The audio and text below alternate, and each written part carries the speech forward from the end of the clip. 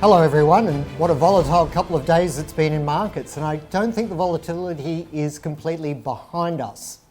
So as we look around the world and we zoom in on what's happening in various places, I think the Federal Reserve's comments and their follow-up comments and different Fed presidents making various statements has really been what the market's focus has been over the last 24 hours, and we've seen that tremendous fall and then that tremendous recovery.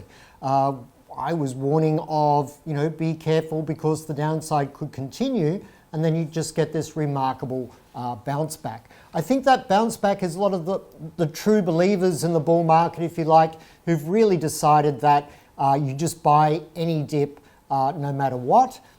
So it's whether that process has already run its course again in another 24-hour period. In other words, we could have slightly more upside, I think, in equities in this bounce, but I wouldn't suggest we're completely out of the woods yet. I do think there is a chance that there could be increased selling pressure towards the highs, and we should be watching that the downside risk could develop yet again. We're certainly in, I think, for a period of continued high volatility and a lot of day trading opportunity if we can manage to get onto the right side of that.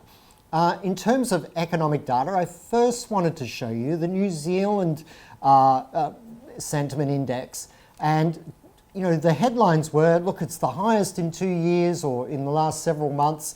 What a great number. But if we then zoom to the next chart, the longer term 25-year chart of the same index, you can see that, well, really, New Zealand sentiment still at slightly low levels compared to its history.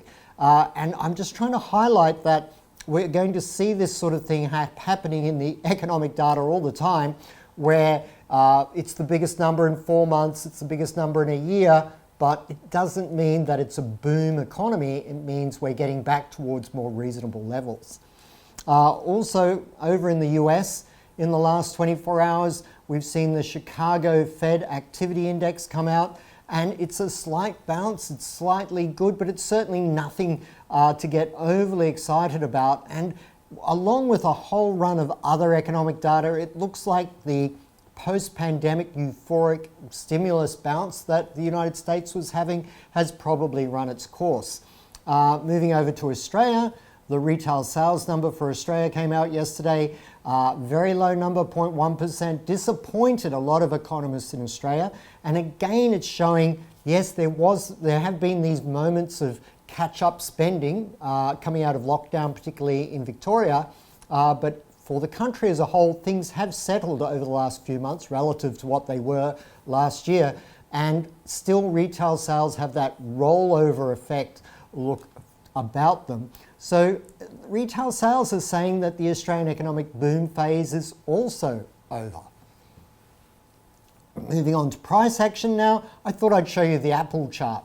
This is the Apple daily chart, and if you're looking for a stock to be long, in other words, if you're like the true believers out there and you think we're still in a long-term bull market, this Apple stock is looking like it's bounced rather firmly over the last couple of weeks, and it's probably going to consolidate in that current immediate range I've just drawn there with upside pressure developing.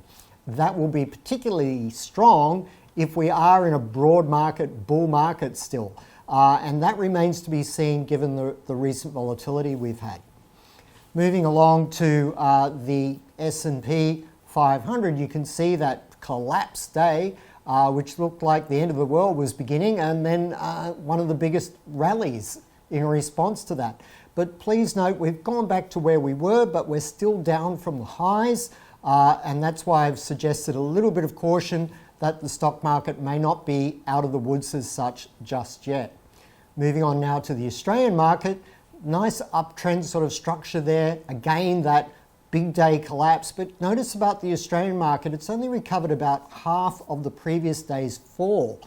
So that is a weaker recovery than we saw in US stocks, and I think that's something very significant to keep an eye on, because remember, the Australian market has had a much stronger run over recent weeks than was previously the case, and it just looks that little bit tired now that it might be well and truly over.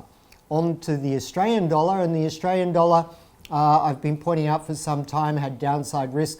In fact, on a show on Friday, I suggested the Aussie could fall as far as 70 cents, and we've already fallen half that distance. So a little bit of a bounce here for the Australian dollar, but again, there's just this slight risk-off feeling about markets, and I think we do need to be very much on our toes and cautious moving forward.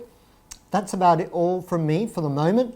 We'll continue to sort of zoom in on the markets for you as we move forward, but I do think, and I do want to leave you with the idea that the Federal Reserve behind closed doors may be more worried about inflation than they're sort of suggesting in real time. In other words, Jerome Powell is actually more concerned about inflation staying higher for longer than previously anticipated than he is prepared to say in public. He's trying to balance both sides of the argument at the moment in his official public statements, but I'm sticking with my forecast that a tsunami of inflation is headed our way.